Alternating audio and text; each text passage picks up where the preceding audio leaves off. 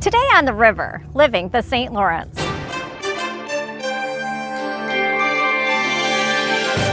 Last week, the guys talked about fishing the St. Lawrence, why the fish are bigger, and why major fishing tournaments are being added to the region. But wait, one 30-minute show wasn't enough, so they're doing it again. So welcome to part 2. What I want to get to is that small town that you see in every Hallmark movie, Right. with the Main Street and the Apple Fest, Right. and everybody knows everybody. But if someone comes in who's new, they're welcome and with open arms. That's today on the river, living the St. Lawrence.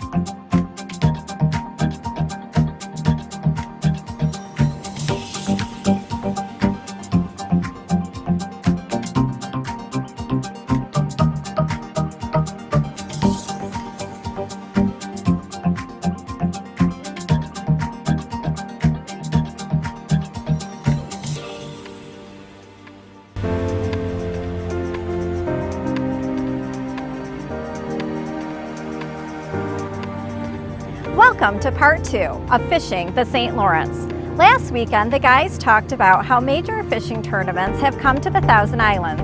It seems fishing only got better after invasive species like the goby fish were first seen in the region 30 years ago. Let's rejoin the guys again for part 2 of Fishing the St. Lawrence. I'm not going to take this to a different direction, but do you know any of the history with Robert Moses and Yeah.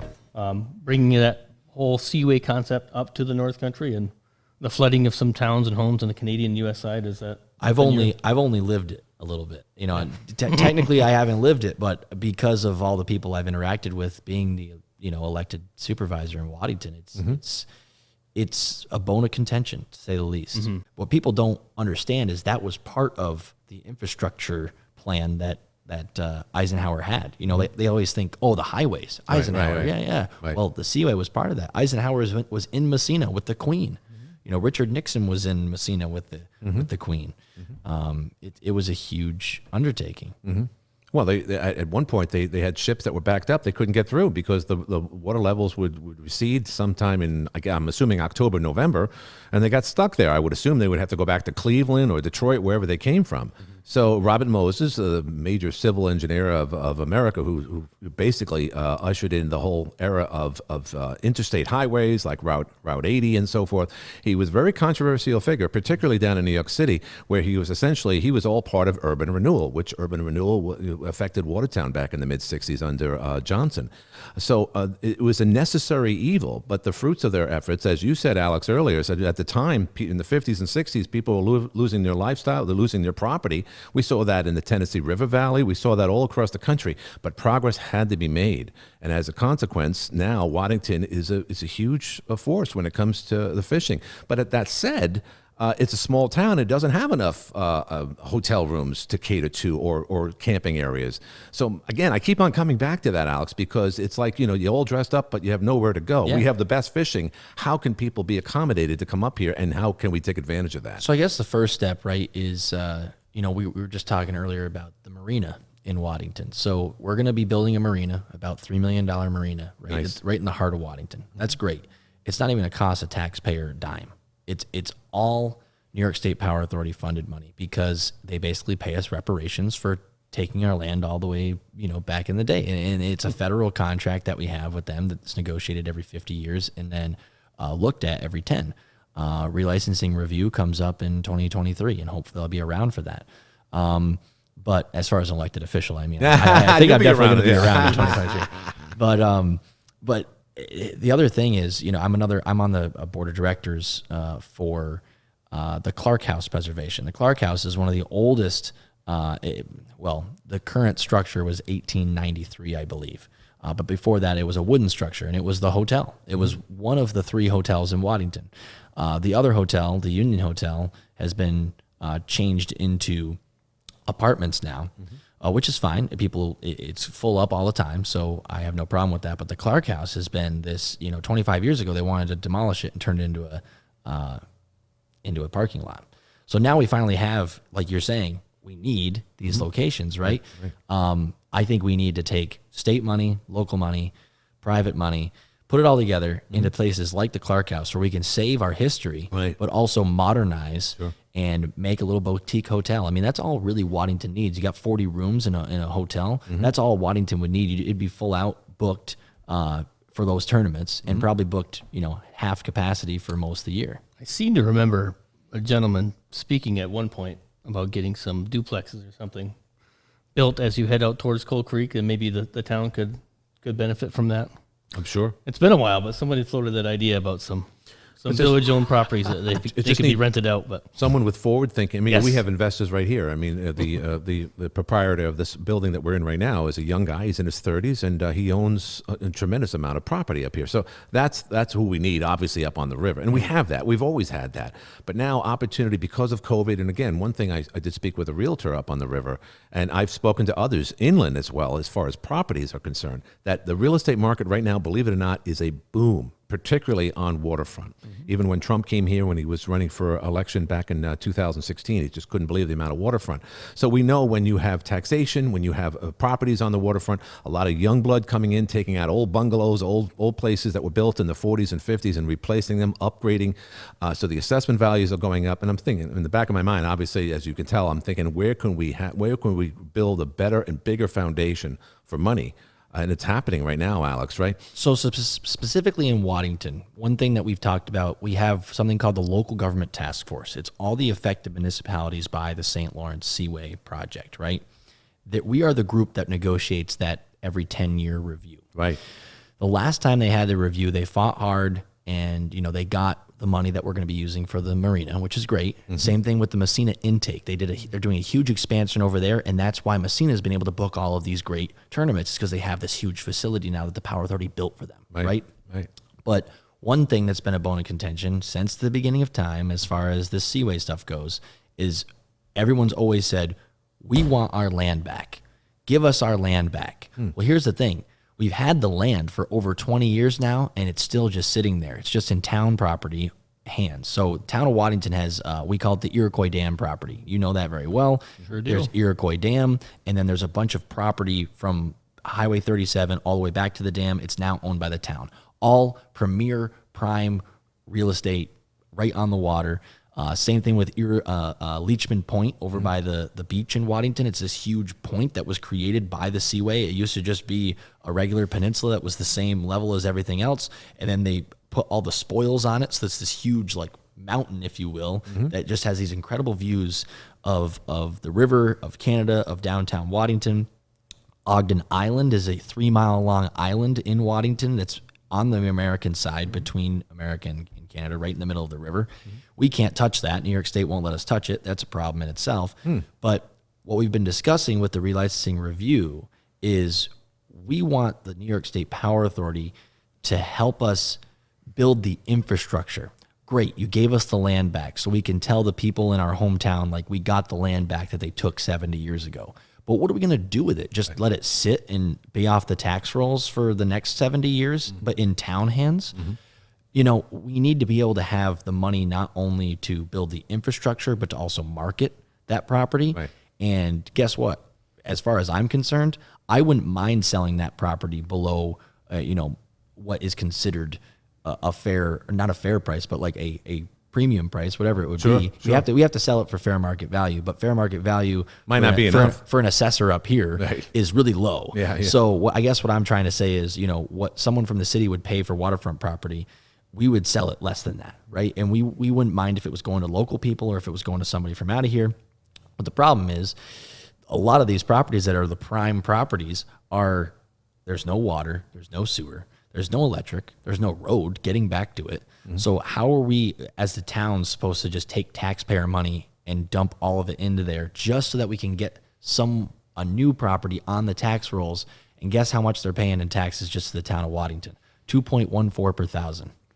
2.14 per thousand because we keep our taxes low for our people. We're one of the lowest, taxes in the county. I don't think just selling all the land for $100,000 just to get it back on the tax roll is going to do anything because it's not going to equate to anything. $100,000 at 2.14 per thousand. What's that? $214 a year that we're getting? Maybe less. So, maybe like the Seaway, that investment may pay off in the long run, but to realize that return will take a long time. And investors have to see what you see along that riverfront. But I've been to Iroquois. There are foundations up there from the camps and the kitchens that used to be for the guys that built that Iroquois lock system and the dam. And it's nice and flat up there. It's not swampy. It's buildable land. And it's the other thing about it is it's not farmable. It's not very good land to farm on. So you're not ticking off the farmers by taking away, stuff that they could be using for fertile soil. Sure. But it's prime property, and I would love to see something happen with it, but we need to build that infrastructure. I mean, I'm being optimistic because, again, the Bassmaster Elite Series last year was tremendous. And, again, that's coming from someone who has no clue about fishing whatsoever. But when something is highlighted about our area, and let's face it, the Thousand Islands is a beautiful area. We know that. Maybe not the greatest area during the winter, and I hate to downplay it that way, but obviously our winters are more harsh in this area than others. But between May 31st, right around Memorial Day, right through October, guys, it seems like our falls are getting longer and longer. We just have so many opportunities to take advantage of the fact that the fishing has gotten better because of invasive species and because of the zebra mussels and so forth. All these things that look like it was a lemon, but we've made lemonade out of all this. And Alex, as a young guy in politics and whatnot, can someone bring legislation to Albany or perhaps to the feds to see if we can enhance things here for the future, or is that too premature at this point? The biggest thing for me, the place where I think you could really make a difference, like I said, every 50 years, there's a federal relicensing with the Power Authority and with the Seaway. In those affected towns, I think I am one of them. I am the town supervisor of Waddington, right?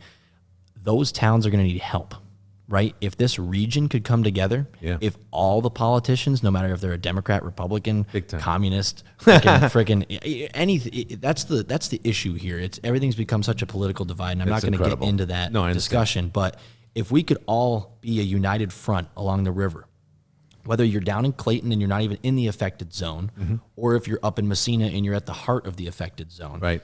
Messina, Louisville, Waddington, and Lisbon. Those are the 4 affected towns by the Seaway. They're the 4 towns that are actually going to get a say every 50 years. The next one is 2053. Oh, boy.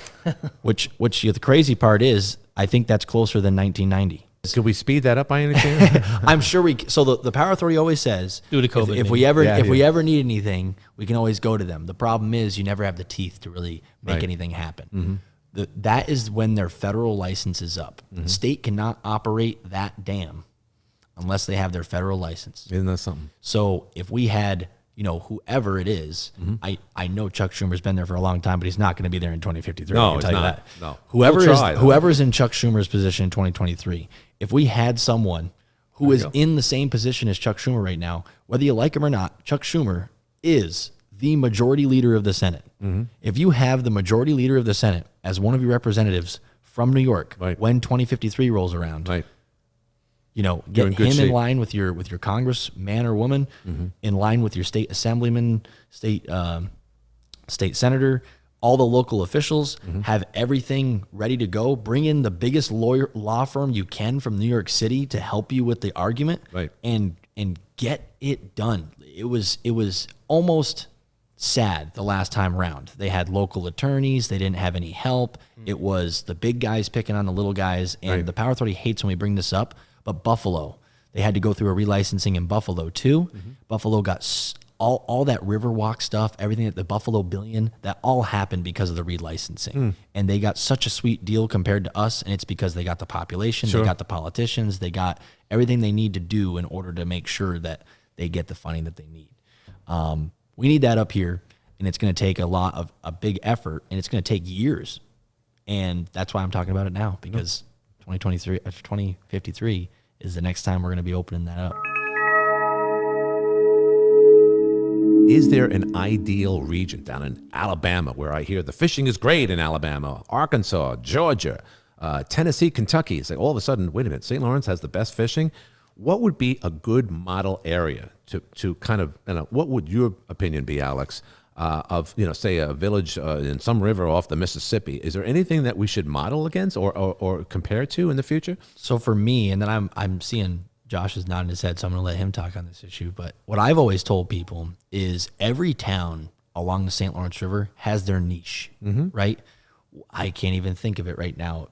Pulaski, they're trout, right? Big, whoa, the salmon. Yeah, salmon, that's what it is. Yeah. Big so time. Pulaski, salmon. Yeah. Pulaski, salmon. Right. Okay, great. Oswego, too. So if Waddington is bass, great. Waddington might be bass and carp. Who knows? It might be a region thing, but every town that's on the river can utilize the river in whatever way they want. Whether they're like Clayton, I always think of Clayton as like the premier, like ritzy, common man can go and feel fancy type of place. Exactly.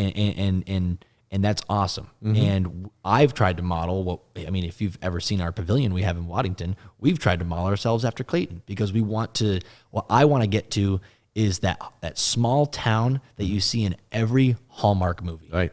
With the Main Street and the Apple Fest, and everybody knows everybody. But if someone comes in who's new, they're welcomed and with open arms. And that's Waddington. We could look at places like St. Augustine or St. Simon's Islands, Georgia, big fishing communities, and you see their masts dangling in the seas from miles away. So there's a marina nearby as you're driving through, but it's not outside the realm of possibility. Like you said, burying cable lines and making nice fancy street lights. Even like a Savannah with all the Spanish moss. Exactly. And but you got to have the vision for it, and you have to be a good salesman, which we could probably pull off if we wanted to. So I'll start working on that and the kitchen at my house, and we'll see what shakes out first. But I like that. You can niche it down. So this area is known for this, and like Clayton, that wooden boat, antique boat museum. Yeah. That's their thing. So you can draw on that and expand on that. But I like the idea of each community developing its own character and then selling that character. Perfect example. Clayton and Sackets Harbor. They're almost too close, right? And you're like, oh, how they compete with each other? No, you get the history people that are like, oh my God, Sackets Harbor, and they go to Sackets Harbor, but even like the architecture, you got that like old, everything's from like late 1700s to early 1800s for architecture, right in Sackets Harbor, and then in Clayton it's more late 1800s. That typical main street that you see just like here with all the flat roofing and whatnot. When you go to Sackets Harbor, it's like a lot older. And who could forget, we're just the proximity from Cape Vincent to Kingston. Kingston is a 400-year-old city. And you can see it. You feel like you're walking through the streets of Europe somewhere in Belgium. So that history, so there's so much of an attraction to this area. There's no question. But getting back to my question earlier, these other areas like Augustine or areas in Arkansas or in Georgia, do they have the hotels? Do they have the accommodations to say, okay, we have a tournament? Look, you can't have a Super Bowl in every city in America, especially a Super Bowl. Like you couldn't have one in Buffalo. You just couldn't do it. It has nothing to do with the weather. You couldn't accommodate all the people there.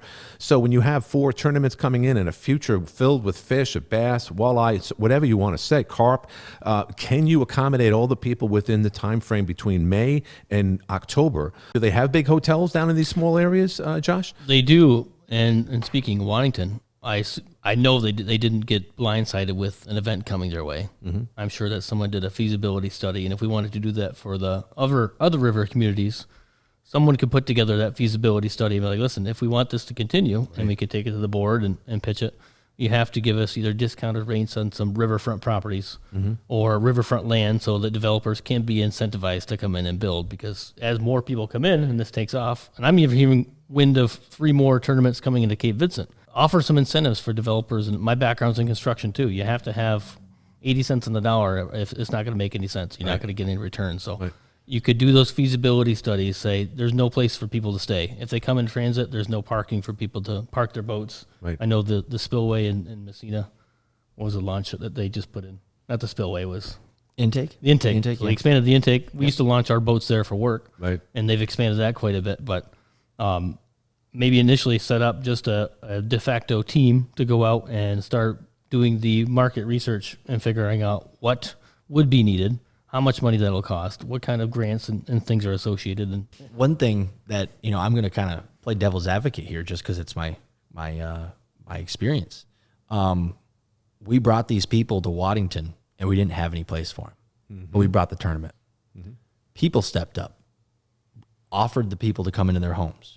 A lot of people did it just because that's who they are in Waddington, right? But some people capitalized on it. Here's a great opportunity right here, or a great story right here. Guy who owns the local liquor store in Waddington, just bought the local liquor store maybe 3 years ago. So he bought it, took 3 months, refurbished the entire thing, made it into a 1-bedroom Airbnb. And that's all it is an Airbnb. Right. Because he knows that there's going to be a time when they're going to need it. Right. When he was building it, people were asking him if they could rent it out for 3 months at a time. That's something that we've seen with COVID. People can work remotely. So they're like, oh, I'm going to go this place for, whatever. Right. So I guess I'll also say I'm a fan of capitalism as well. But like people are seeing, oh, there's a lack of this. Right. And they're taking it upon themselves. Right. So there's also that working in tangent as well. What I'd like to see and what I would like to study a little bit more while you were just talking was what happened with the Olympics in Lake Placid. How did they accommodate people? I hear stories that they took some of them to the local community college and put them up there. Right. All these different things, and then like a stroke of luck, Miracle on Ice happens, 1980, right? Big time. And now everybody's like, oh, Lake Placid, I know what Lake Placid is. Miracle on Ice happened there. Like everybody knows where Lake Placid is because Miracle on Ice happened there. They had the Olympics there in 1932. Everything was easy back, back in the day. Right. Like there was probably like 3 people in the Olympics in 1932. Right. But, Sonia Henning. Right. But then you had 1980 happen. And I hear, like I said, I hear stories of local community college. That's where they kept some of the people. People were staying in other people's houses. Well, they had the prison there that was converted. It was dual purpose. It was going to be a prison, but for the Olympic Village, it was their village, and then became a prison afterwards. And now they've had these beautiful hotels built since then, right? Because and they still have the Olympic facility there, so the Olympic people can actually still come and train for the. It's. Lake Placid has seen its ups and downs, though, since 1980. Right. In fact, the actual toboggan run, the bobsled run was state of the art, and that went into disrepair. But they have since fixed that. But it's possible that New York City could get the actual Winter Olympics and obviously utilize the Catskills and the Adirondacks and Saranac Lake, which is bigger than Lake Placid. Right. So there's that opportunity. Could it ever happen? Could it come back again? Well, now that the rules have changed, if you can introduce New York as I guess you could say the ceremonial area, especially for the hockey, which would make sense because a lot of the NHL players play now in the Olympics. Who knows? That could happen. I would love to see that. I wish I was at the 1980 Olympics. I heard it was a fantastic thing. I don't even know if you were born at that time. I was not. But I tell you what, like the thing, I guess what I'm trying to bring it all back in, right? Like if there could be a 1980 Olympics, where the Miracle on Ice happened event for Waddington, like what would I see that event? Bassmasters is great, right? Yeah. But there's this untapped potential with the festival that we hold around the tournament. The biggest name I think we've had was we had a guy that was on American Idol or something, or maybe it was Travis Tritt or somebody like that came and played, right? Yeah. I would love not Travis Trout. So he was on Harry Potter too, then, right? Yeah, right. But I would love to see Steve Miller. Yeah. But Steve Miller brings out people. I went to Steve Miller in Watertown a couple years ago. Yeah, a few years ago, and it was packed. It was. But could you imagine having a free concert at the Bassmaster tournament right after the weigh-in? Right. Steve Miller. Right. So maybe this is a question for you, Glenn. Yeah. The communities, are they getting involved in more of the going out to see venues and small musical gatherings and things? I know like Sackets Harbor has the old comedy store or the comedy club. They did. Not any longer. No. Yep. I've seen small musical acts there where there's 20, 30 people at most. Right. Little open bar and they bring them in. I know there's old buildings that could be set up like that, just a little bit of but I don't know if you see that trend. No. Are kids these days going out and enjoying those things? Even post-COVID, would that be something that's sustainable? I think once COVID is officially gone, I just think that people are going to be irking to get out. Eventually, all that will flatten out, if you will. But the need for entertainment and the need to get out of the house and do family events, I think that's going to be paramount. And I think a lot of people are definitely going to come to the table for that. So in as far as what DPAO does with the Steve Miller concert and so forth, it was very expensive, by the way, Alex. It's incredible how much he costs. Really? But you can get other up-and-coming acts. And in fact, at the end of the day, now you can probably get someone for a lot less, or maybe someone, you're not going to get Kiss up here, but you could get someone that is up and coming. I just think the aspect of just having live concerts, it doesn't matter who it is, right, coupled with an actual tournament, it doesn't matter. It just adds flavor to all of that. Let's go 3 years from now, 2024. What does the St. Lawrence River look like from Messina all the way down to Cape Vincent, in your opinion, guys? Well, there's going to be a brand new marina in Waddington. And I think there's going to be even more of a reinsurgence, even more than before, of Canadians wanting to come over here and experience what we have over here, and vice versa. Right.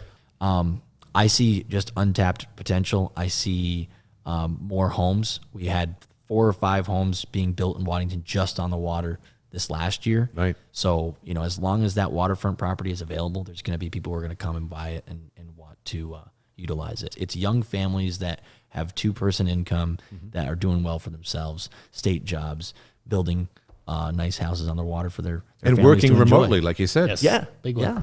So the world changed, guys.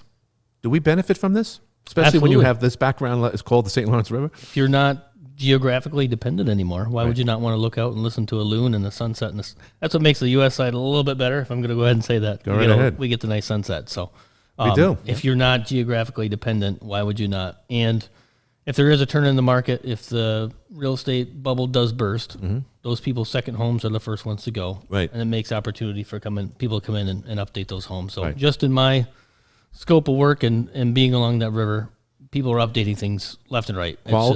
Quality waterfront is like gold. It is. Really It is. is. It maintains its value and then some. So it's only going to get better. And then, if I could, 2014 is back in effect. Right. They are maintaining those levels. Last time I talked to somebody in the National Joint Commission. So the flooding should not be an issue.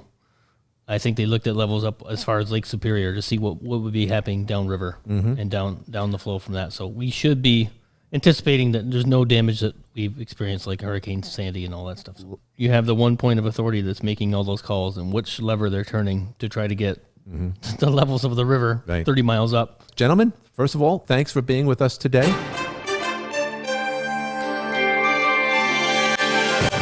Wow, that was a great program once again. It's great to see the fish keep getting bigger and more fishermen are coming to the beautiful Thousand Islands. I'm Lori Doldo. We thank you for watching and we encourage you to see us soon for our next episode of The River, Living the St. Lawrence.